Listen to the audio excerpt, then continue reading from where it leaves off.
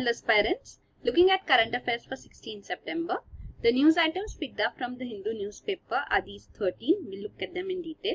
The first one, BJP states tell police to push Rohingyas. So this is regarding Rohingya Muslims here.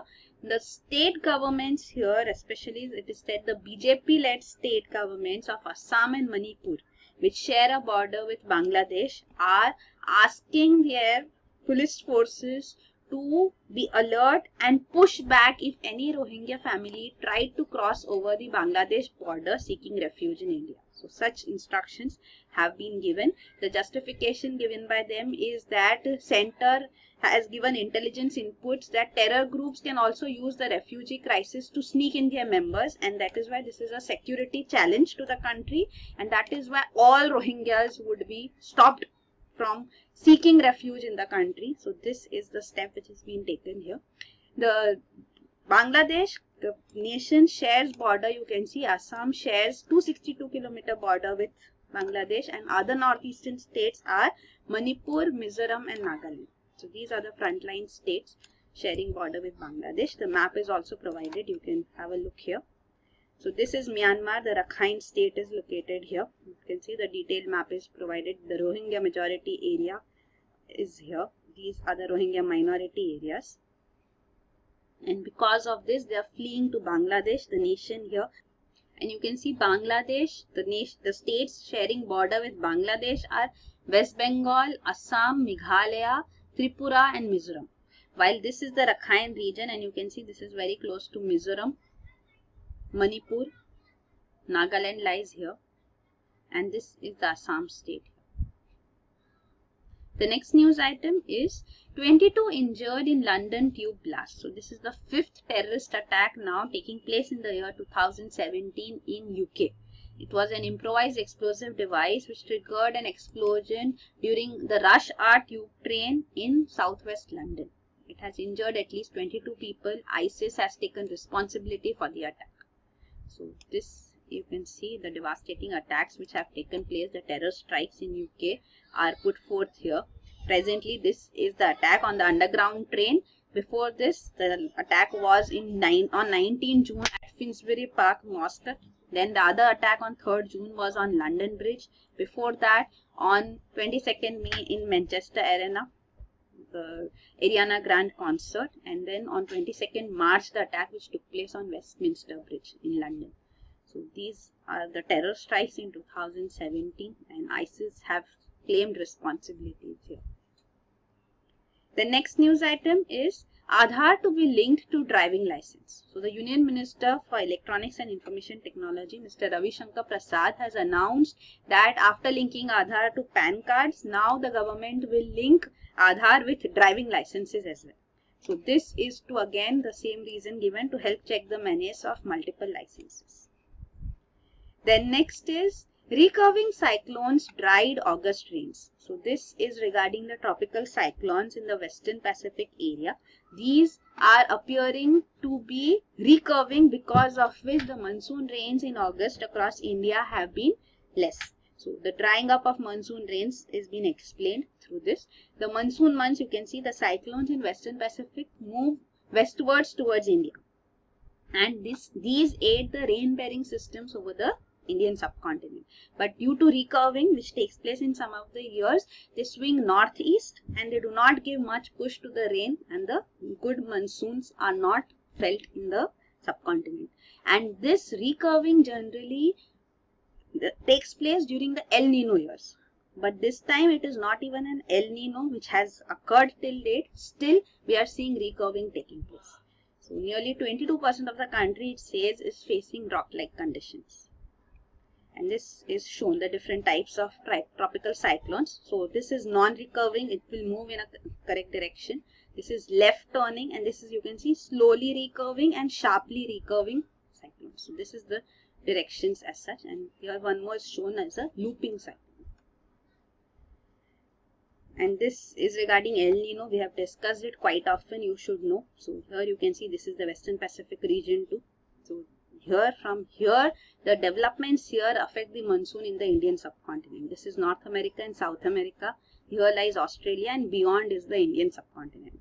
So during a normal year, what happens is low pressure develops in this region, and when there is low pressure, temperature high, pressure low, it results in evaporation taking place, cloud formation taking place, and the rains occur in this region, because of which Indian subcontinent also gets its monsoon.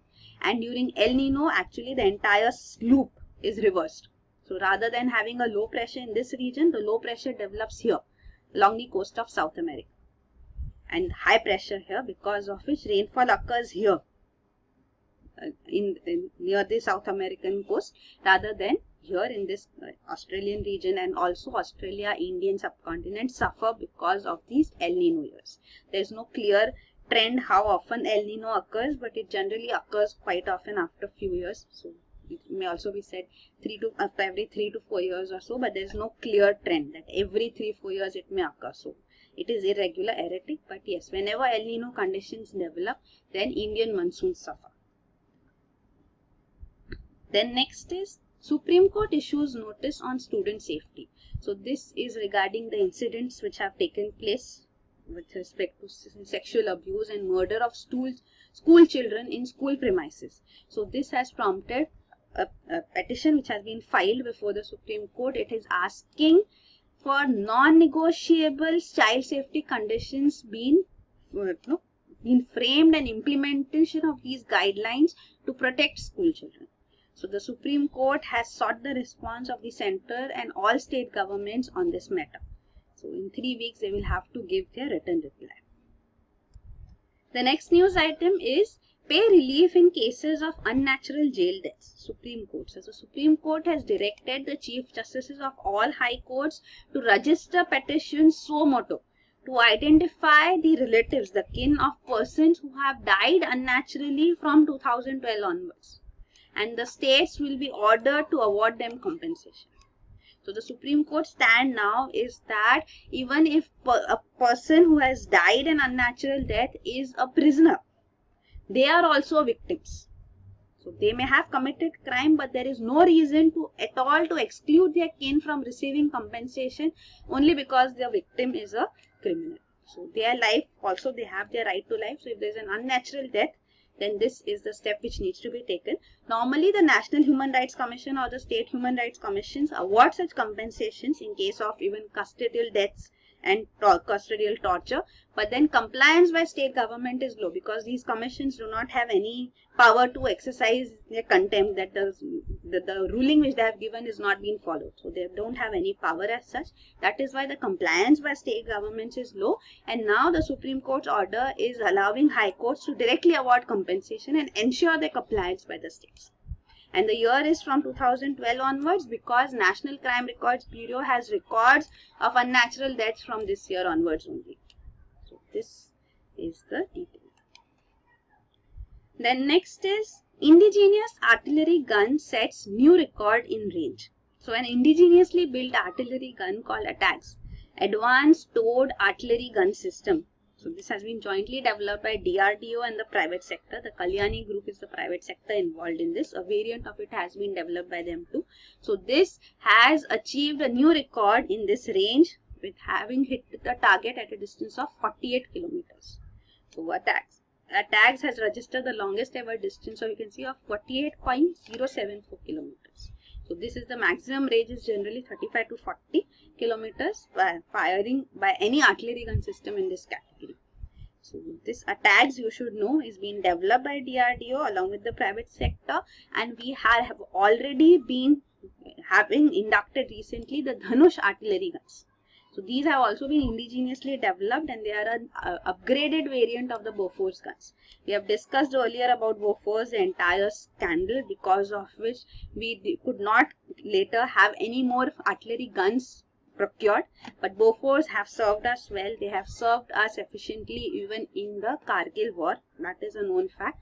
Plus now the Dhanush artillery guns are an upgraded variant of these which have recently been inducted, and now also in November 2016, we have signed a contract with US for M777 ultralight howitzers. So 145 of these would also be delivered to India, and we are also having this ATAGS now being tested.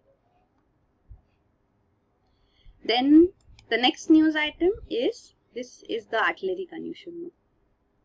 So howitzers are these. Then next is North Korea fires missile over Japan. So recently the Japanese PM visited India, and we have been seeing in this context how on 29th August North Korea had fired a missile over the Hokkaido island of Japan, and Japan has sought strong action against North Korea. And now again a news comes that a ballistic missile has been fired by North Korea over Japan into the Pacific Ocean. So another such action has been taken. This is the furthest ever missile flight as such after, and this is a response by North Korea after the new UN sanctions became applicable on it. So the eighth set of sanctions by UN have been put in force because of the 6th nuclear test which the country conducted. So this was a hydrogen bomb as such, which it has said is small enough to fit onto a missile too. The Security Council of the United Nations also called for an emergency meeting. The US Pacific Command has also confirmed that it was an intermediate range ballistic missile. It went over Japan into Pacific, but it has said, when USA has said that it will not be able to reach Guam, the US Pacific territory, or also to North American mainland. But then it had created a havoc in Japan, fear in Japan, because the missile overflew Japan for around 2 minutes. And Japan is a close US ally. Then the next news item is economy climbs 10.3%, reversing 5 months slowdown. So India's merchandise exports have grown 10.3% in the month of August, reversing a declining trend for last 5 months. So this is according to the data released by Commerce Ministry.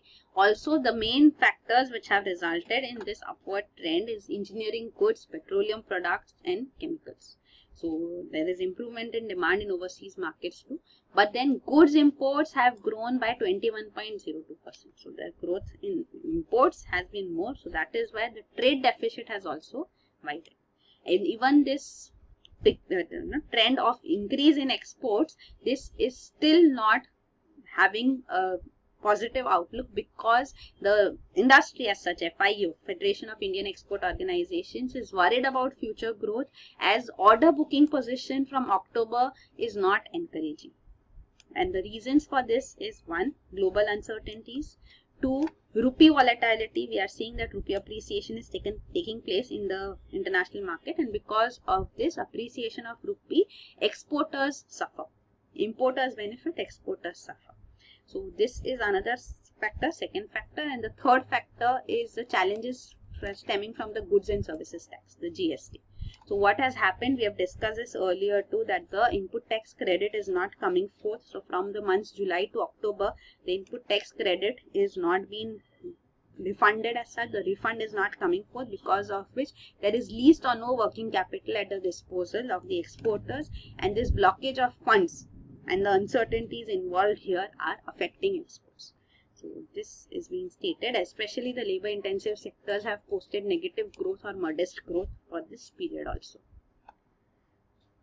Then the next news item is rupee gold widen current account gap. So this is again regarding strong rupee. So strong rupee and gold imports before GST regime kicked in have resulted in current account deficit widening.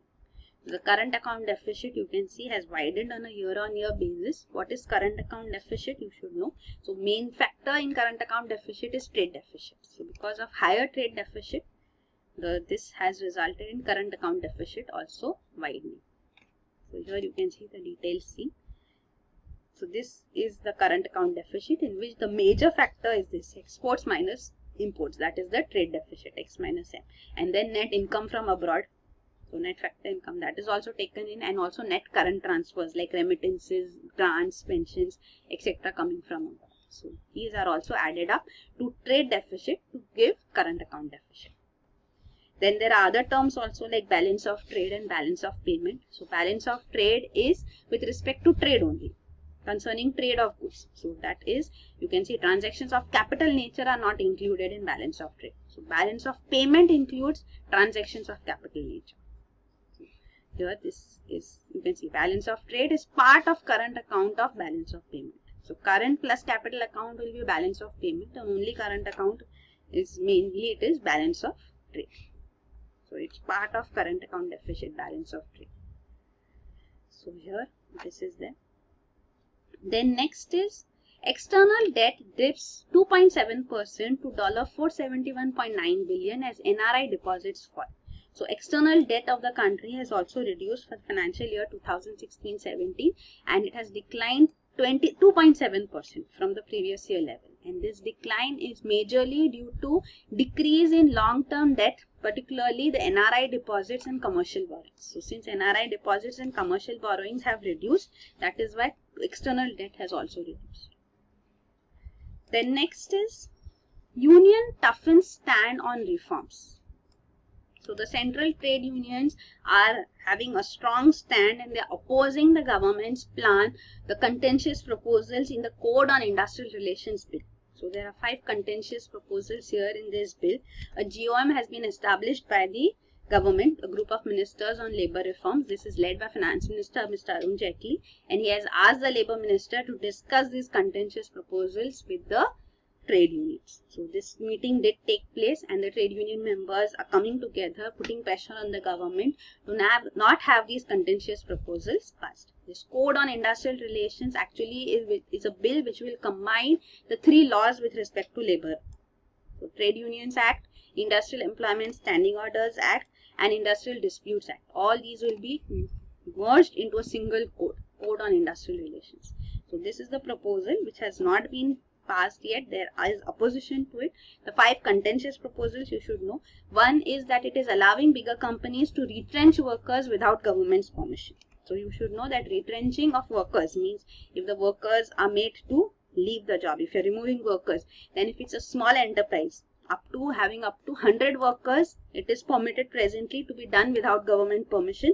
But if it is more than 100, then government permission is required. So this is the provision presently in the law, Industrial Disputes Act. But then the government is planning to change this to make it from 100 workers to up to 300 workers. Means many more industries would be allowed to retrench workers without government permission. So this of course is opposed by trade unions. Second is increasing the severance pay by 3 times. And third is restricting outsiders' role in trade union leadership. Fourth is changing the definition of workers as such, and lastly it is procedure for recognition of trade unions. So these are opposed by the trade union leaders, but then presently too some states have gone ahead and are amending their labour laws, and these changes have been done by them at their level, plus it will require consent of the central government. So a law which, because labour is a subject in a concurrent list, so in the constitution, so that is why any law which is made by the state government will need the central government's nod to. And such initiative has been taken presently by Assam also. And the central government is also looking ahead how this can be implemented now. So the law needs to be passed. You can see the changes which will take place. Retrenchment from 100 to 300 workers. Time to raise objection against retrenchment has also been limited. Earlier there was no time limit. Advance notice to workers, 3 months advance notice will be given, and retrenchment payment you can see. Earlier it was 15 days salary, now it will be 45 days salary. And the last news item is Cassini spacecraft makes death plunge into Saturn. So after 20 years in space, NASA's Cassini spacecraft is finally making its final death plunge into Saturn. So we have discussed quite often about Cassini-Huygens mission 2. Huygens was actually a rover. Cassini, this you should know, it has been named after French-Italian astronomer Giovanni Domenico Cassini. So this was the astronomer who in the 17th century discovered several moons of Saturn, plus also the gap between its rings. So in his memory it has been named Cassini. It was launched, the spacecraft was launched from Cape Canaveral, Florida in USA in 1997. 7 years after that, the spacecraft was in transit, and finally it was there orbiting Saturn for 13 years. In 2005, Huygens, the lander, landed on Titan, the moon of Saturn. And then this was actually the first and only landing in the outer solar system. Means outer solar system is beyond the first 4 planets, the territorial planets. So Mercury, Venus, Earth and Mars are terrestrial planets, and Jupiter, Saturn, Uranus and Neptune are known as gas giants, Jovian planets as such. So this was the first, that is called the outer solar system too.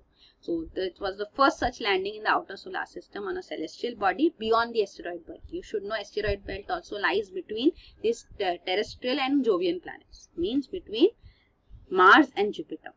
So this was Huygens, lander on Titan, the moon of Saturn. Also, Cassini discovered 6 more moons around Saturn, the 3-dimensional structures towering the Saturn's rings, and a giant storm that has been raging across the planet for nearly a year. So all these discoveries took place by Cassini. Also, the oceans of Titan and another moon of Saturn, Enceladus, were also discovered as such. So these are also places where potential life can exist beyond Earth. So it has been a huge success, the 20-year mission. It was also not just a mission of NASA, but it was a joint exploration mission. You can see this lander Huygens was also a joint project of European Space Agency, Italian Space Agency and NASA. So around you can see the astronomers, the astronauts involved here, the scientists involved here, space scientists, were from around 27 nations. It was a $3.9 million international project, Cassini. So finally, after this 20 years of its voyage, finally it plunged into the ringed gas giant, that is Saturn, the furthest planet visible from Earth with the naked eye. So this spacecraft plunged into Saturn and destroyed itself because it ran out of fuel after a journey of some 7.9 billion kilometers. So if it would not have plunged, it would not have been destroyed, it would have resulted in damage to Saturn's moons, Titan and Enceladus, and scientists believe that these have to be kept pristine for future explorations because they may contain some form of life. So that is why this decision was taken. You can see 3 other spacecrafts have also flown, have done a flyby by Saturn, and they are Pioneer 11 in 1979, Voyager 1 and 2 in the 1980s. This is the detail regarding the Cassini-Huygens mission and the various discoveries it did. It had found these oceans, but oceans are not of water. These are hydrocarbon lakes. You should know that the oceans on Titan are hydrocarbon lakes made of ethane and methane. So these have been found here. So apart from Mars, other places and the other planet moons like Enceladus, Europa and Titan are now the top contenders apart from Mars, where the scientists believe that life can exist. This shows you the entire detail about the plunging which took place, Cassini. On September 15, you can see after 22 orbits passing through gaps between Saturn and the innermost ring 2, Cassini will make its final plunge into the Saturn's atmosphere and it would be destroyed. So these are the news items. Thank you.